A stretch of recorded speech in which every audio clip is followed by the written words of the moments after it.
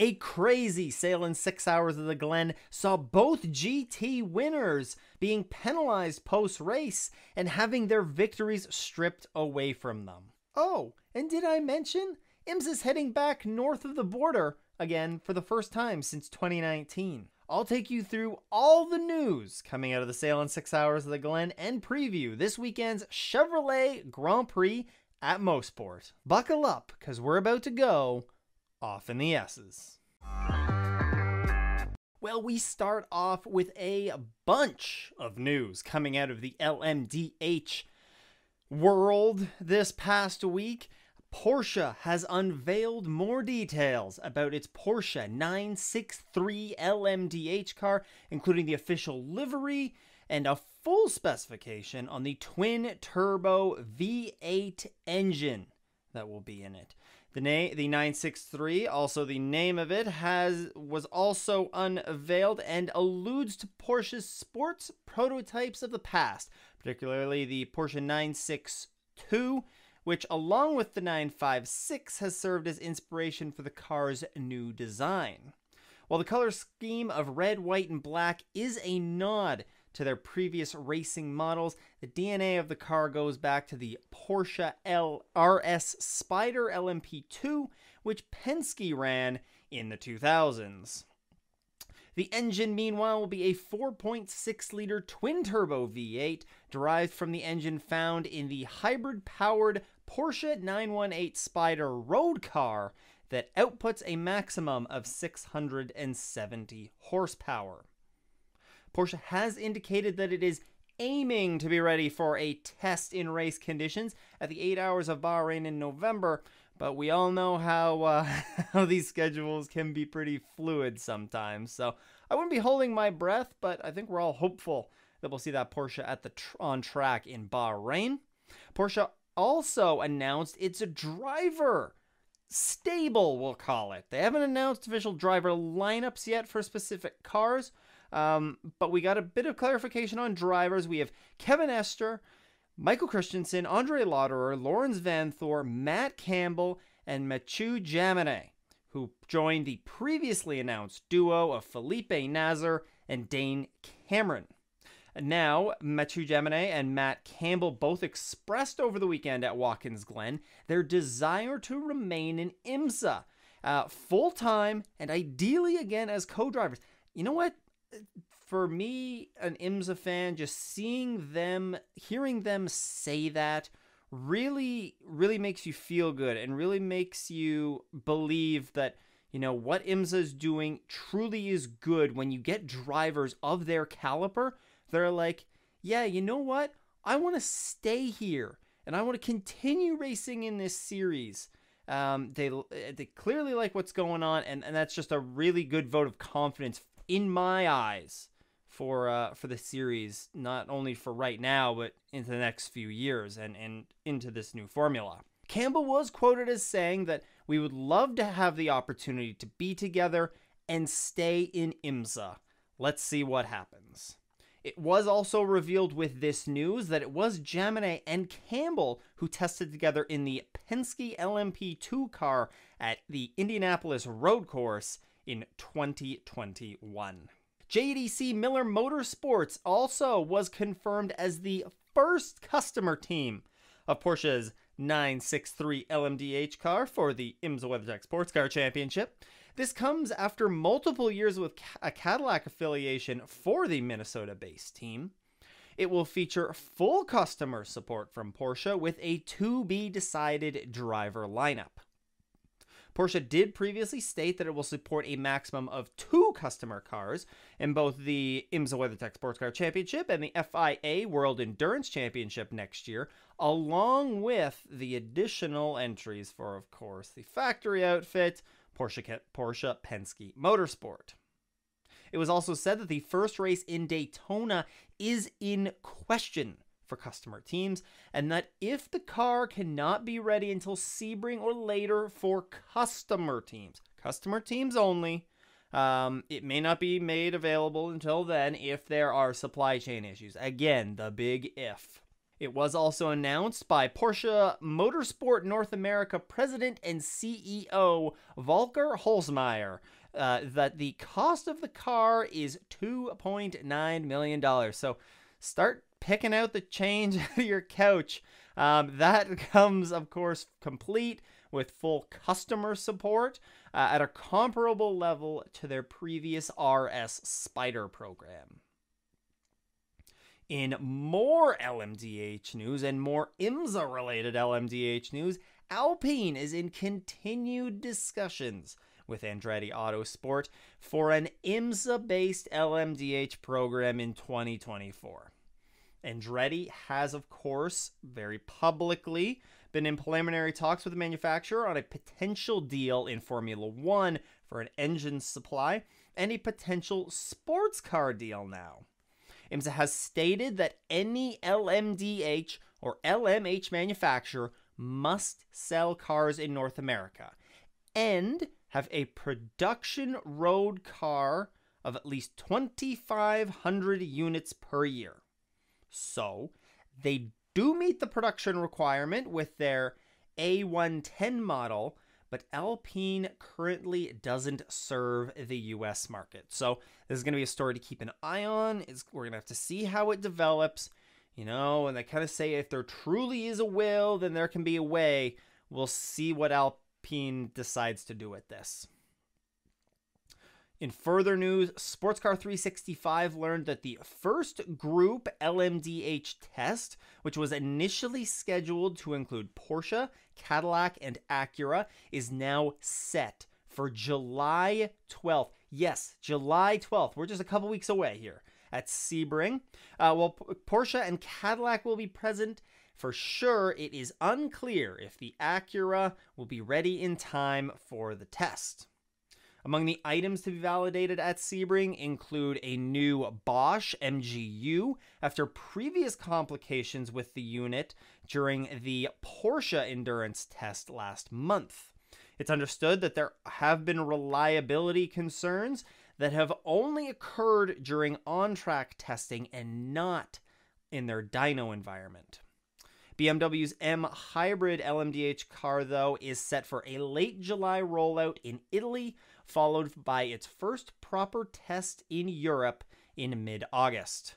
This, of course, will be followed by the Imsa test at Road Atlanta in October. All right, let's get into some news now and just support race action from last weekend at the Glen. Starting off with DPI, we finally got a little bit of clarity here on the changes to the BOP that DPI category has been experiencing. Imsa technical director Matt Kurdock said that a form of track-specific BOP has been utilized per Acura and Cadillac's request. Key thing here, per their request. Kurdock said that it is the hope of the Imsa Technical Committee that BOP will be more stabilized for the remainder of the year and will not necessarily adjust for each particular track. He was quoted as saying, our intent from here on out would be to run around the range of BOP that we're in right now. Ryan Hunter-Reay, in other DPI-related news, is understood to already have a contract, with Chip Ganassi Racing for 2023. He shared testing duties alongside full-season driver Earl Bamber in the number 01 Cadillac during its 2-day test. In some LMP2 news, Ben Keating looks set to drive in both the World Endurance Championship and Imsa in 2023 in both the GTE AM and LMP2 categories. He was quoted as saying, next year is the last year for GTE and WEC. I think I would really enjoy doing one last year of the GTE car. I really enjoy driving that car. I would like to close that chapter over there. For sure, at a minimum, I would expect to see me in an LMP2 back in Imsa for the 4 endurance races again, something similar to what I'm doing this year. So, it looks like Ben Keating very well might be back to Ben Keating things and be doing the double duty in Imsa and WEC next year. In some LMP3 news, AWA has undergone a driver change with Kyle Marcelli replacing Kuno Whitmer in its number 13 entry for Watkins Glen, as well as at the Chevrolet Grand Prix at Canadian Tire Motorsport Park. Team spokesperson confirmed that Whitmer is no longer with the team and that Matt Bell has been drafted in for the 2 remaining races of the season, which will take place at Road America and Petit Le Mans alongside full-season driver Ore Fadani. With Felipe Fraga away at DTM this weekend, Scott Andrews will return to the number 74 Riley Motorsports LMP3 for Canadian Tire Motorsport Park. He won his last race in the LMP3 category last fall at Petit Le Mans. In GTD Pro, the number 1 Paul Miller Racing BMW of Brian Sellers, Madison Snow, and Eric Johansson is sporting a special Stars and Stripes livery for both the Watkins Glen Sahlen 6 Hours of the Glen and at Canadian Tire Motorsport Park next weekend in celebration of the upcoming 4th of July holiday. In GTD, Inception Racing is taking a race-by-race approach for the remainder of the Sprint Cup season. This is according to team manager Bas Linders, who confirmed to Sportscar 365 that they will skip next weekend's race at Canadian Tire Motorsport Park due to a busy month of July that will include the FIA World Endurance Championship round at Monza and the Total Energies 24 Hours of Spa. The team is, of course, UK-based, and thus they're not mandated, or they're not, it's not that they're not mandated, they're not really affected by the vaccine mandates that some of the teams are experiencing because they've had to be vaccinated to get over and get back home regardless during all this time. So not really playing into, not really affecting them too much. Windward Racing on the weekend unsuccessfully attempted to enter an unclassified entry utilizing the Schaeffler Paravan's Space Drive steer-by-wire technology. You'll recall that hearing that they were trying to add a second Mercedes to the grid, and unfortunately they were unsuccessful in completing the entry. The car was set to be run by Maxi Buick along with Alec Udell and Lorenzo Ferrari. It was green-lighted by Imsa, but unfortunately did not get the unanimous approval from the teams for one of these unclassified entries to go through. All of the teams have to unanimously approve of the entry, and it's said that there was a manufacturer, 1 or 2 manufacturers, that were not okay with this entry being on the grid. They are said to attempt it again later this season, though. So we don't have an indication of when that might be, but perhaps at, say, the Lime Rock round. You know, it's GT only.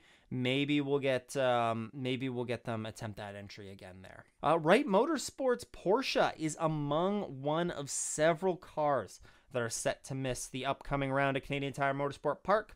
The Ohio-based squad has elected to forego its GTD class Porsche due to the Canadian vaccine policies. Driver Ryan Hardwick and other key members of the team are unvaccinated, and therefore they are unable to cross the border. They are going to be joined by the number 32 Team Korthoff Motorsports Mercedes, and of course the number 70 Inception Racing McLaren that we just talked about.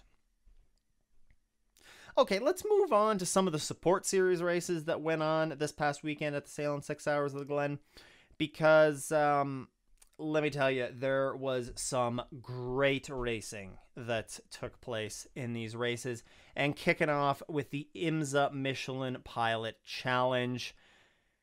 If you missed the race, well, you got to go back and watch it when Imsa posts it on YouTube, because it was a great race. And if you only have a few minutes to watch just part of it, go and watch those final 20 minutes of the race. It was a great race, and really highlighted by one of the big names in this series picking up his first win. Robert Wickens has claimed his first win in the Imsa Michelin Pilot Challenge in just his 5th start. And this is his first win since, of course, the catastrophic IndyCar accident that he suffered a number of years ago. Of course, Wickens was paired with Mark Wilkins, and the pair of Canadians were victorious in the Tioga Downs Casino Resort 120. The number 33 Hyundai that they were driving would take the lead with Wickens at the wheel before handing off to Wilkins for the second half of the race. Wilkins would go on to hold off the number 5 KMW Motorsports Alfa Romeo of Tim Lewis Jr. by a very close margin of just under 0.4 of a second in what was a great final couple of laps. Wilkins, had a great drive there at the end to hold him off. And as I mentioned, this is Wickens' first win using a car that's utilizing hand controls, and his first win since 2017, which came in DTM. The number 2 Brian Herta Autosports Hyundai of Ryan Norman and AJ Muss completed the TCR class podium. Meanwhile, though, in Grand Sport, it was the Turner Motorsports number 95 BMW of Bill Auberlin and Dylan McIvern who completed the win there. They made a pass for the lead with just 12 minutes to go after a nice overtake of number 72 Murillo Racing Mercedes of Christian Simzak. You can actually see a link to that if you go check out Off in the S's on YouTube. Posted, we were very fortunate. We got a great view of that pass into the bus stop chicane there. The 72 would eventually lose out on that second place position to the pole-sitting number 28 RS1 Porsche of Stephen McAleer and Eric Figueres, but they would stay on the podium in third place with teammate Kenny Murillo. There were a lot of other Imsa support series that were going this weekend. The Porsche Carrera Cup was there. The Lamborghini Super Trofeo series had a couple of rounds as well. But the support series that I always really want to focus on is the Mazda Idemitsu Mx5 Cup. And it was Tyler Gonzalez in the number 51 Copeland Motorsports entry that picked up the win in race 1, followed by Joey Adenozio, who was driving number 43, and Aiden Fosnat in the number 15 entry. That's not the last that we're going to hear about Aiden. There were four full course yellows in this first one that came out to split up that 45-minute race significantly. Couldn't really get into a good groove for the drivers. But ultimately a full course yellow right at the end ended the race a little bit early, and the drivers weren't able to race to the line. This was after pole sitter Connor Zilich, who led at points in this race, hit the wall in the closing minutes and brought out the safety car. Tyler Gonzalez was carrying the image of friend Nick Bruckner, who he recently lost in a battle with leukemia on the car. And by far, the most impressive weekend, perhaps of the season, in recent memory here, came from Aiden Fosnat in the number 15 McCumbee McAleer Racing entry. He drove from the back in race 1 to the podium, as I just mentioned, in race 1. But in race 2, he did 2 spots better than he did in race 1. Once again, starting from the back, he came all the way back to win the second round of the Watkins Glen weekend and his first win of his career. Bruno Carniero in the number 21 finished in P2, 0.075 seconds behind his fellow rookie. Less than a tenth. They were side by side heading to the line. And championship leader Jared Thomas rounded out the podium in P3. It was an incredible race here. In the closing laps, Fosnat and Carniero battled it out. There were lead changes between the two multiple times, and ultimately it was a last lap pass by Fosnat that sealed the victory, and he was just narrowly able to hold on. Apparently coming out of the final corner, Carniero just dipped his wheels a little bit into the grass and that was pretty much said and done. He just wasn't going to be able to get up and be able to complete that pass for the win. But man, what can you say about Fosnot? Just such an incredibly impressive weekend for him. A rookie driver. He gained 17 positions on the opening lap alone. I really hope that Fosnot's going to post like onboard footage from this race, and we're going to be able to go and look back at that onboard, because that's going to be incredible to watch if he posts that. Also of note, there was not a full course yellow in race 2, so quite the polar opposite of race 1.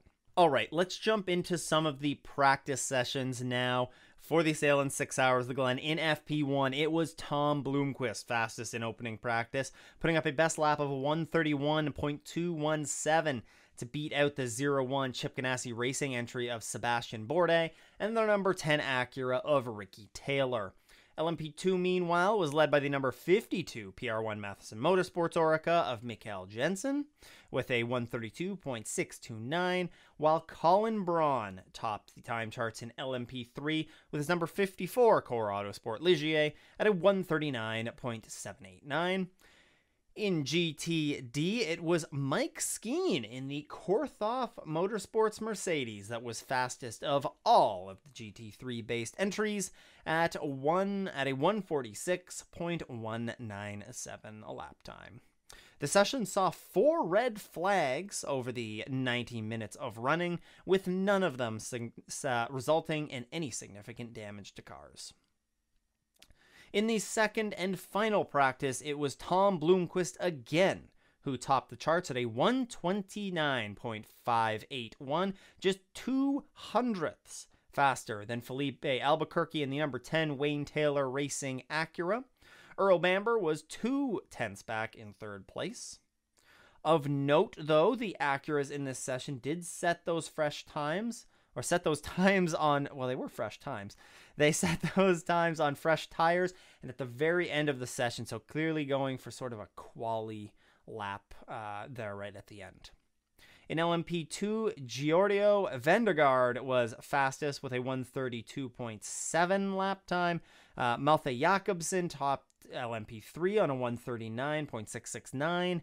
GTD Pro was led by Ben Barnicoat, who also was the fastest GT3-based car, with the number 14 Vassar Sullivan Lexus. That was a 145.338. And then in regular GTD, it was once again that number 32 Korthoff Motorsports Mercedes, who led with a 145.388. 3 red flags came out in this session, as there was also a number of other spins and incidents that took place. But with 54 minutes completed, Kiffin Simpson and the number 66 Gradient Racing Acura got together with the number 99 Hardpoint Porsche of Catherine Legge on his outlap. This put both cars into the barriers at turn 6. And this would actually lead to both cars missing quali. Quali was not too far after FP2. Both of those cars, though, would be successful in making it out for the race. During the 1 hour and 45 minute session, a total of 43 lap times were deleted as drivers explored track limits. This was a story all weekend long. It was the first time, really, that Imsa was policing track limits here at the Glen, and there were penalties handed out in the race, most notably for GT entries. They were really exploring the outer limits of the track, but there were lots of lap times that were deleted. I was talking with one of the track marshals. They were doing some reviews of the session, and he said that, I think they said that there were 90 on Saturday alone. He said that there were 90 or 92 instances of track limits being violated at, I believe it was turn 8. Oh no, I think he was in turn 10 is where he said he was. But turn 10, 92 instances of drivers violating the track limits there. And they said that the track marshals there were 19 for 20 or 95% on making the correct call there. So good job by the track marshals. You know, you don't really want to see track limits becoming an issue, and generally we don't get to see that in Imsa. But this was something that was a factor this weekend, and Imsa was coming down on drivers for it, and it's going to cost some teams in the race. Moving on to qualifying, though, it was Tom Blomqvist once again sitting atop the charts with Meyershanks Racing's first pole of the season, with a record-setting 129.580 in that number 60 Acura. He edged out the number 10 Acura of Ricky Taylor by a tenth and a half.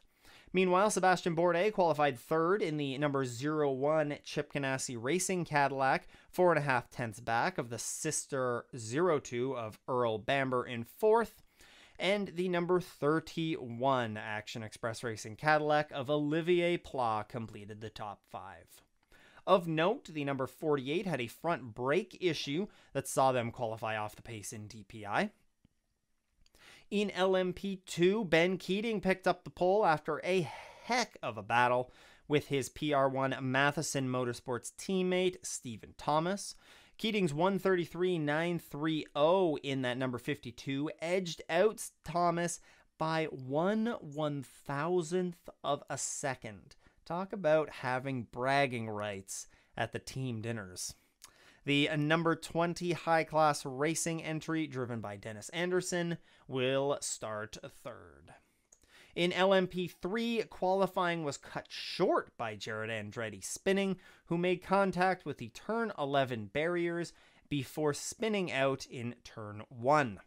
Pole went to Nico Veroni in the number 40 Fast MD Racing entry, who also set a new track record lap in the LMP3 class at a 140.028. This was followed by the number 58 MLT Motorsports entry of Josh Sarche and the number 54 of John Bennett. BMW M Team RLL scored its maiden GTD Pro class pole, with Connor DeFilippi's setting a 144.755 lap time in the number 25 BMW. He edged out the number 23 Heart of Racing Aston Martin of Ross Gunn by just under half a tenth of a second. And David Rigon put the number 62 Risi Competizione Ferrari on third starting position. In GTD regular, it went to Stephen McAleer for the pole position in the number 32 Korthoff Motorsports Mercedes. These guys are really quick in practice and in qualifying. In the race, though, they had a few issues that popped up, unfortunately, that kind of derailed their weekend. He sat on pole there on a 145.077.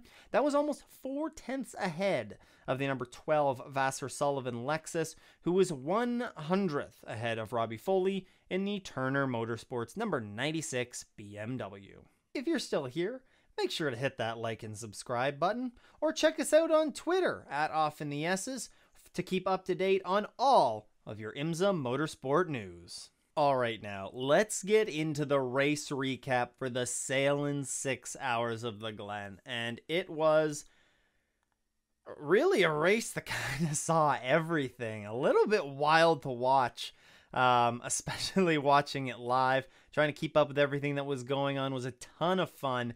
And starting off with the very beginning of the race, before the race had really even properly started, there's already news to talk about. Imsa has gone back to split starts for the DPI and GTD Pro classes after opting for a combined group start in the last few races that featured between 2 and 4 classes.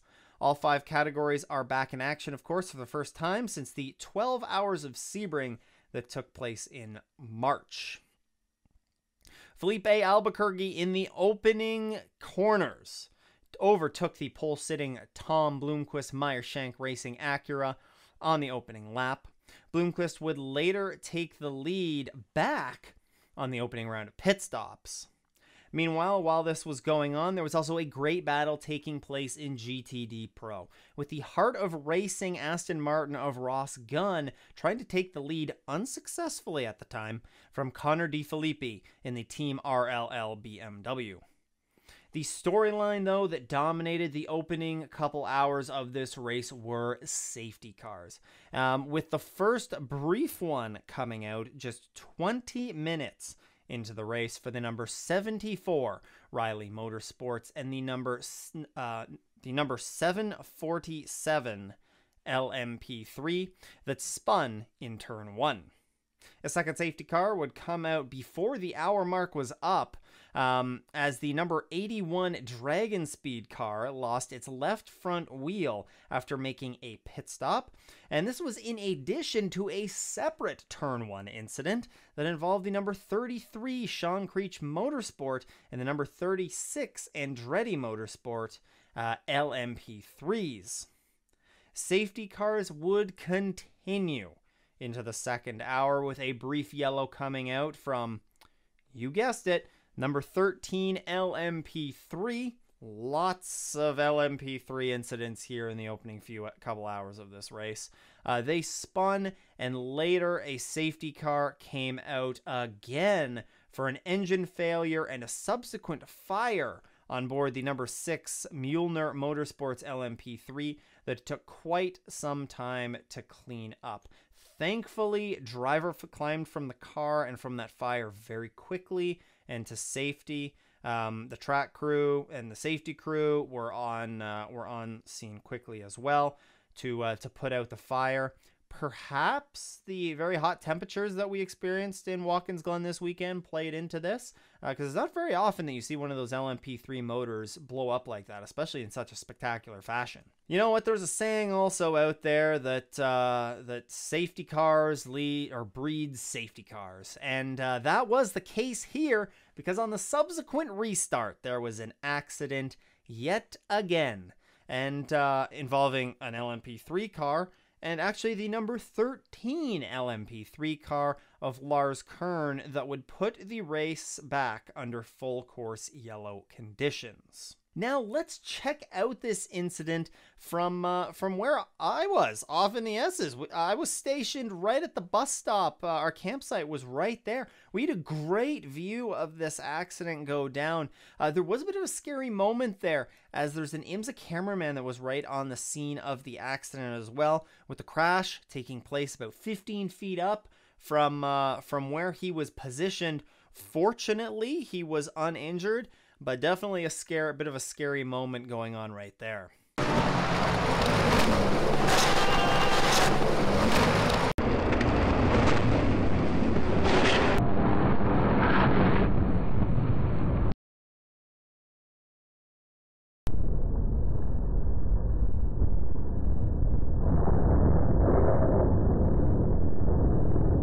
While running third in class, GTD points leading number 32 Team Korthoff Motorsports Mercedes of Dirk Mueller suffered a lower right front suspension damage after they got into the 02 Chip Ganassi Racing Cadillac of Alex Lynn. The car was brought into the pit lane for repairs and eventually brought back out after losing 9 laps. So we talked about how quick they were earlier in the weekend. Unfortunately, it would not last, and they had this accident come up that would really drop them out of contention relatively early on in this one. At the halfway mark and at the handout time for the first batch of the Michelin Endurance Cup points, it was Ollie Jarvis leading the way in the Meyer Shank Racing DPI. The number 20 High Class Racing Orica of Anders Fjornbach leads in LMP2. Meanwhile, the LMP3 field, believe it or not, some of them survived, was headed up by Nolan Siegel in the number 30 JR3 Racing entry.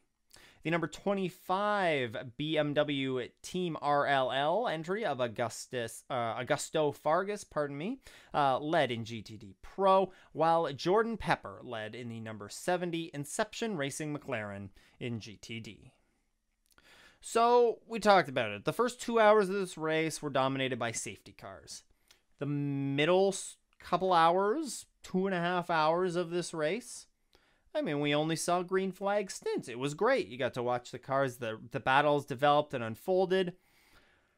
But we were talking about this a little bit over the course of the weekend. You know, what could possibly impact the final third of the race?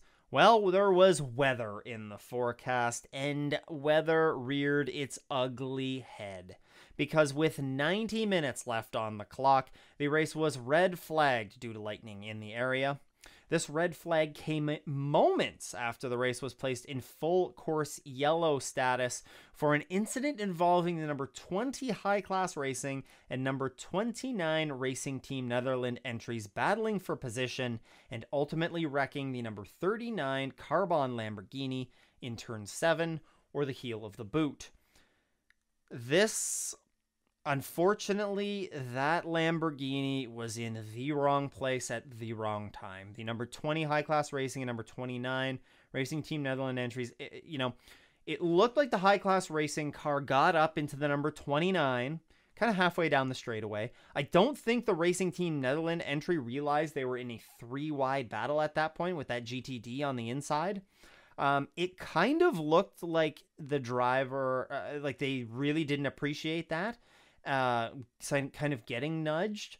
Even though I don't believe the High Class Racing entry did it intentionally, I think that it was just a result of being in 3-wide racing.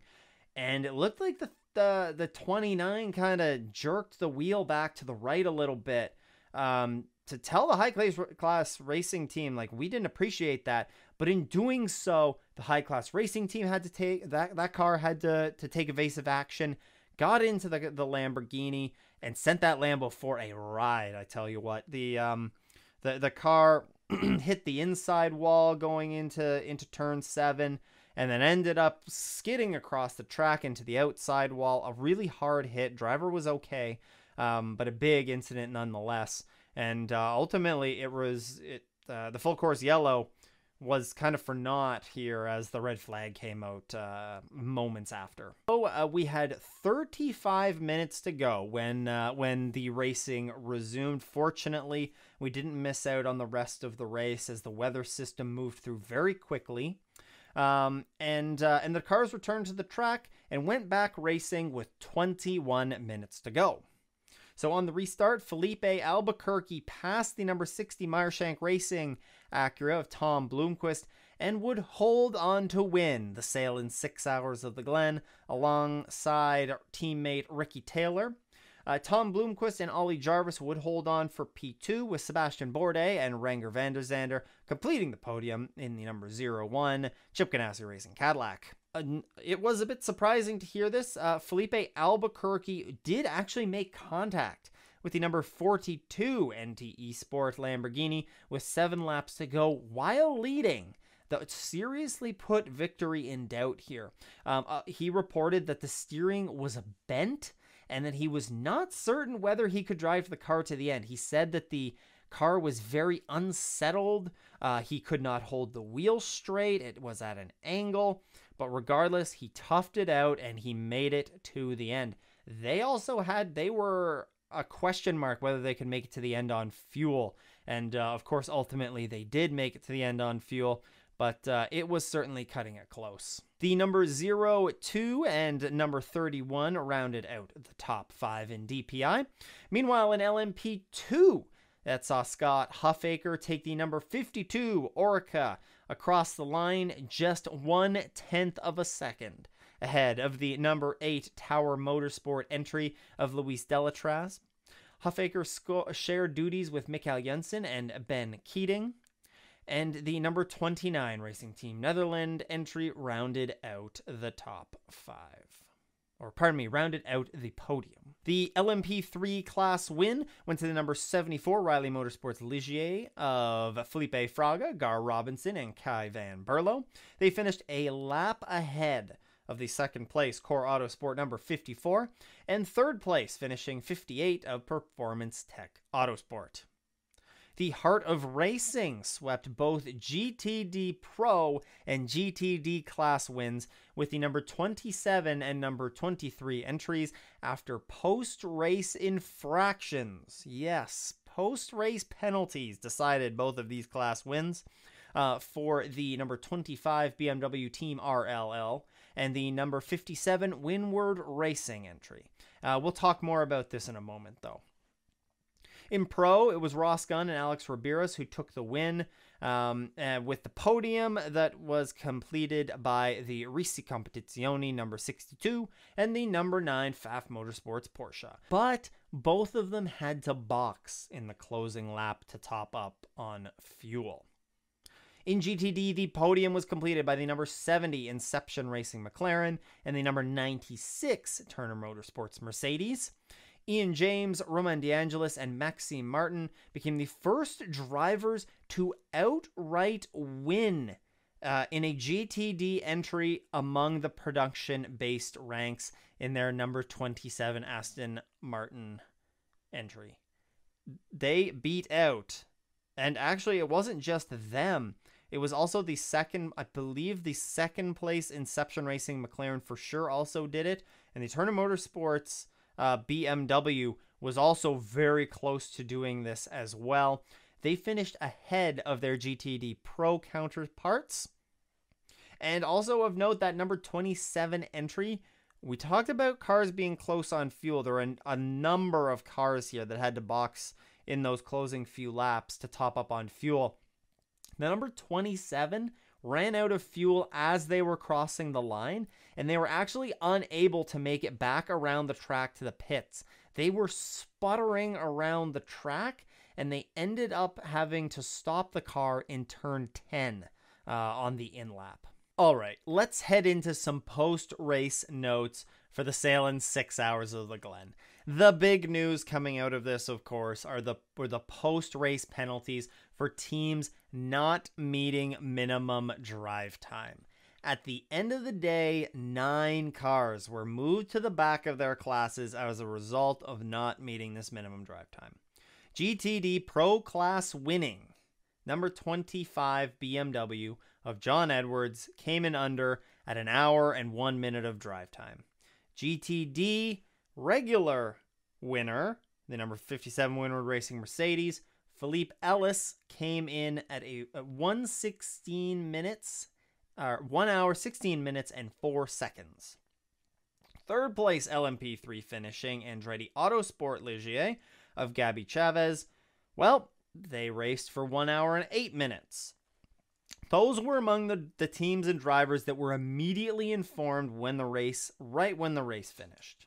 Additional cars that got moved to the back of their respective classes included the number 1 Paul Miller Racing BMW of Brian Sellers, who was in the car for 1 hour and 13 minutes.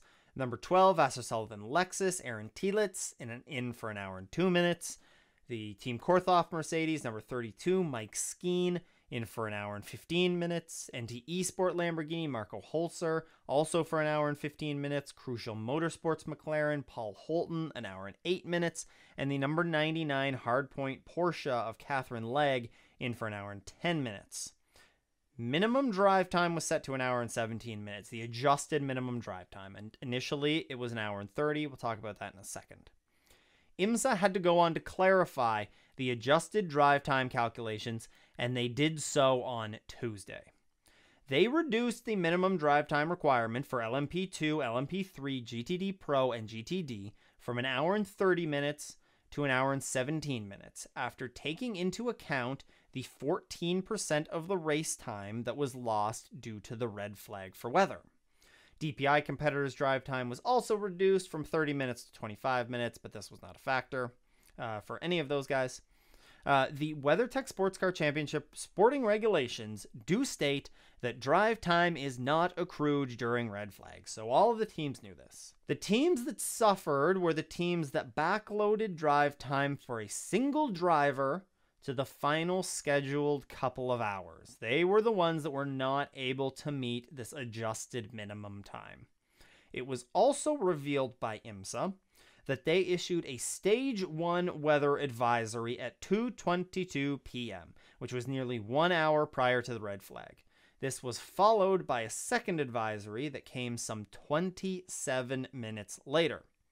Several teams, including the LMP2 class leading Dragon Speed Orica, they pitted at the time. They swapped out Juan Pablo Montoya, put his son Sebastian Montoya in.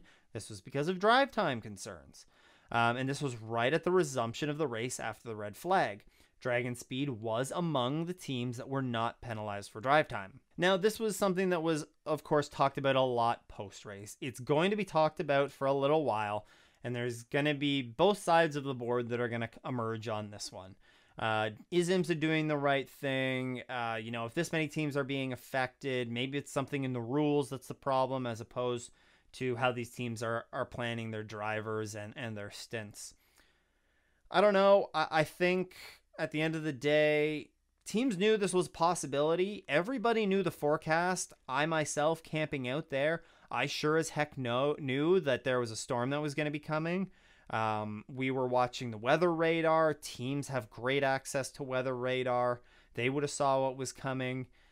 There were precautions that teams could have took to prevent this from occurring. Some of them did put those in place. Unfortunately, some of them didn't.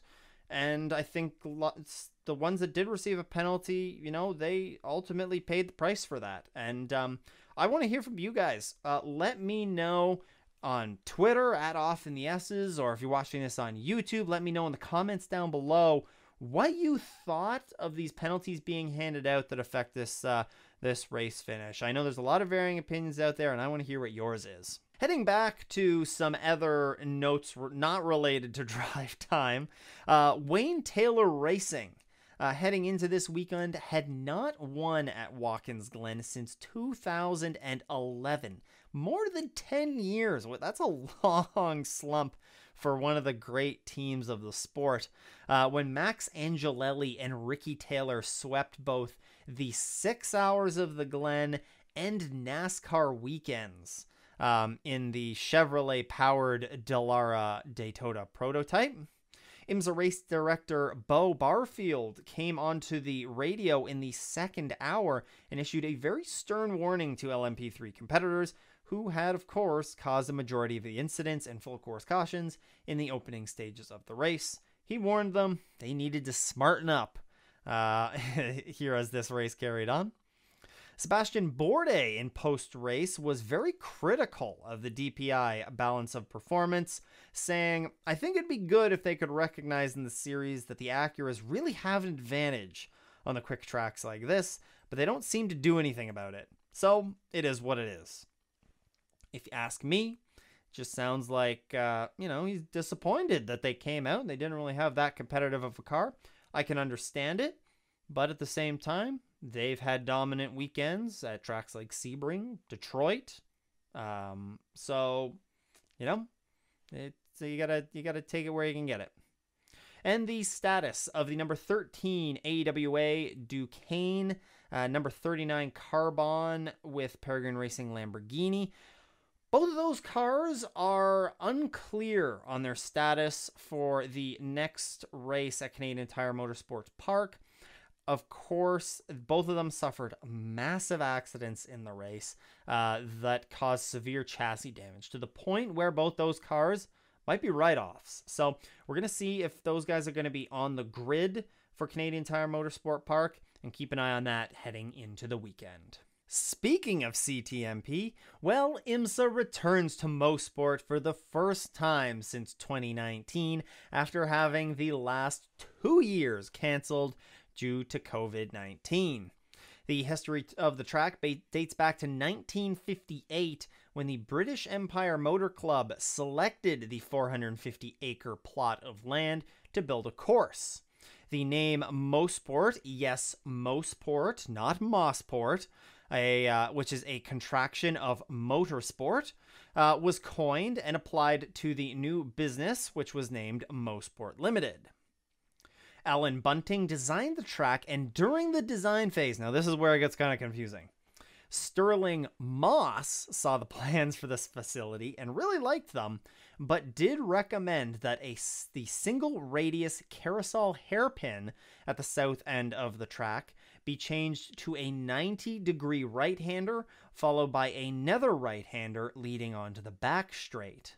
Now, Moss was convinced that this combination would be a much greater test of driving skill and promote a much more interesting show for the spectators. He sure was right, and the two turns, which are now known as 5A and 5B, have since become known as Moss Corner. By May of 1961, the 3.957 kilometer or 2.459 mile 10-turn track was ready for racing.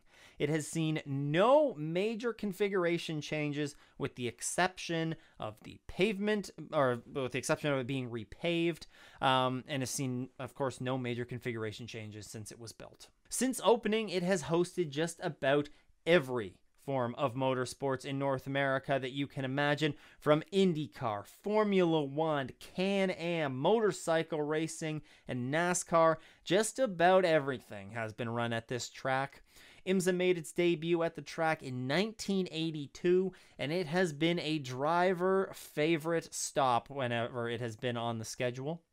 In 2012, the track was officially renamed to its current name of Canadian Tire Motorsport Park, or CTMP for short, but of course, oftentimes, most fans still refer to it as Moesport. This year, we will see 27 cars take to the track. They will be spread across 4 classes, with DPI featuring 6 entries, LMP3 featuring 7, GTD Pro with 6, and GTD with 8. 125 laps were turned by the victorious number 77 Mazda Motorsports DPI of Oliver Jarvis and Tristan Nunez in 2019. The other 2021 class winners were, on the GTLM side, it was the number 912 Porsche of Earl Bamber and Lawrence Van Thor. And then finally in GTD, it was the number 96 Turner Motorsports BMW of Bill Auberlin and Robbie Foley. The Imza Michelin Pilot Challenge is also returning to the Canadian Tire Motorsports Park for the Canadian Tire Motorsports Park 120, which will feature 36 entries.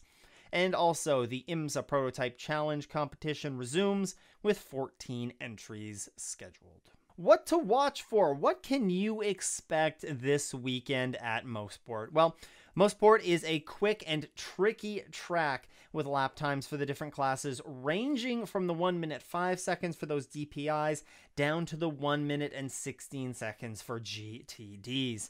The track features a lot of high-speed corners with the odd medium and low-speed corner mixed in. There's 170 feet of elevation change on the track that provides drivers even more of a roller coaster than the track map would lead you to believe. There are some good passing opportunities into Turn 3, otherwise known as Quebec Corner, Turn 5, which is of course known as Moss Corner, and down the Mario Andretti straightaway. There have been some crazy late race passes here in recent years out of the final corner, which is final corner being Turn 10, aka White's Corner. And of course, we are back to the sprint races, so expect it to be a dash to the finish line right from the word go. Weather for the weekend, well, there's a chance of showers and maybe a thunderstorm on both Friday and Saturday, with highs in the mid to high 20s, or which is the low 80s Fahrenheit. Sunday will be sunny with a high of 24 degrees or 76 degrees Fahrenheit. All right, moving on to the full season driver point standings here. It's the number 10 Konica Minolta Acura that leads with 2399 points. The number 60 Meyer Shank Racing Acura is 17 points back with 2,382.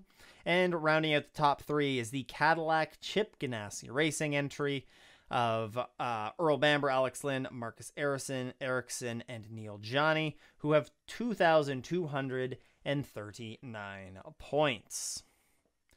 In LMP2, it is the PR1 Matheson Motorsports number 52 leading the way with 1,367 points. They lead by 73 points over the number 8 Tower Motorsports Orica, and the number 81 Dragon Speed USA entry is down on the leaders by 110 points. In LMP3, a pretty close race overall here with the number 54 Core Autosports entry leading the way with 1,011 points. They have a 47-point advantage on the JR3 Racing entry, and they have a 53-point lead on the number 74 Riley Motorsports entry and last year's champions, who have 958 points. In GTD Pro, it is the number 9 FAF Motorsports Porsche that leads with 1,671 points. They have a 98-point lead on the number 14 Vassar Sullivan and a 101-point lead on the number 3 Corvette Racing entry. And to wrap it up, in GTD, it is the number 32 Gilbert Korthoff Motorsports Mercedes that still leads the way by just 5 points over the Wright Motorsport Porsche. Things getting very tight here, with both of those cars set to miss CTMP. In third place is the number 96 Turner Motorsport BMW, who are 44 points back. Quickly as well, the Michelin Endurance Cup standings. In DPI, see the number 60 Meyer Shank Racing Acura lead with 30 points. They lead by 1 point over the number 10 Konica Minolta Acura, who have an additional 1-point lead over the number 5 JDC Miller Motorsports Cadillac. In LMP2, it is the PR1 Madison Motorsports entry that has a 4-point lead over the number 29 Racing Team Netherlands. In LMP3, it's the number 74 Riley Motorsports entry that has a 3-point lead over the number 33 Sean Creech Motorsport. And in GT Pro, it is the number 3 Corvette Racing entry that has 27 points. They lead by 2 points over Risi Competizione and the number 62. And they lead by 3 points over the number 9 FAF Motorsports Porsche. And then finally in GTD, it is the number 70 Inception Racing McLaren that have a 5-point lead. Yes, a 5-point lead over the number 21 AF Corsa Ferrari, who have 26 points.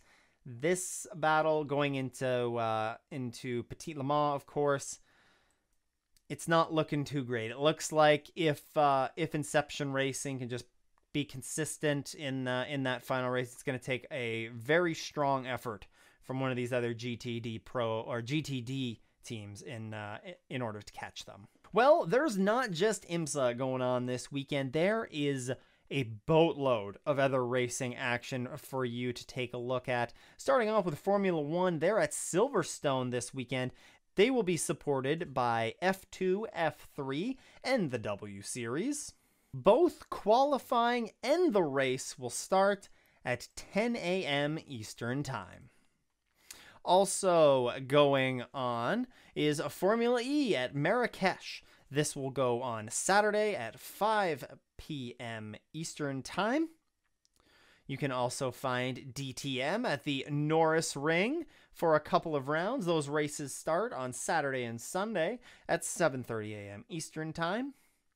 The European Le Mans Series is also going with the 4 Hours of Monza, which goes Sunday. That's a 5:30 a.m. Eastern Time start. IndyCar heads to Mid-Ohio. That race starts Sunday at 12:30 a.m. Eastern Time. And we also have some NASCAR action. Starting out with the Xfinity Series, they're at Road America this weekend for the Henry 180. That goes Saturday at 2:30 p.m. Eastern Time. And then the Cup Series will hit the track on Sunday with the Quick Trip 250 presented by Jockey Made in America. That goes Sunday at 3 p.m. There is also plenty of action going on in the world of Imsa. And this starts on Saturday at 12:35 p.m. Eastern Time on Imza TV. You can catch WeatherTech Championship qualifying over there. This is followed up by the Imza Michelin Pilot Challenge in the Canadian Tire Motorsports 120 that is available to watch on Imza TV and Peacock. That race goes live just after 4 p.m. Eastern Time. On Sunday, there's more racing for you to watch, as at 11:30 on Imza TV and Peacock, the Imza Prototype Challenge hits the track for an hour and a half for their round 3. And then at 3 p.m., it is the conclusion of the weekend. The Imsa WeatherTech Sports Car Championship Chevrolet Grand Prix can be viewed on NBC, Peacock, and Imza TV. Also going on this weekend is the Mazda Idemitsu Mx5 Cup. They also have back-to-back weekends, but they are not at Canadian Tire Motorsport Park, unfortunately for myself. I would love to see those guys run around that track. But they're actually in Road America, and they are supporting NASCAR. So those races are going to be Saturday and Sunday morning at 9:05 Eastern Time. So it's not going to overlap with anything that's going on there at Canadian Tire Motorsport Park, at least on the broadcast side of things. You can catch those, of course, on Imza TV. And yeah, it's going to be some great action there at Road America. It's a huge track. It's a long track. You think there's a lot of drafting at Daytona. Well, wait until you see these cars go around Road America. Miss out on some of the news heading into the Sahlen 6 Hours of the Glen? Don't worry. Check out our Sahlen 6 Hours of the Glen preview here, where we go through all the news heading into this past weekend's Sahlen 6 Hours of the Glen. Until the next one, though, I hope everyone has a great race weekend and doesn't go off in the S's.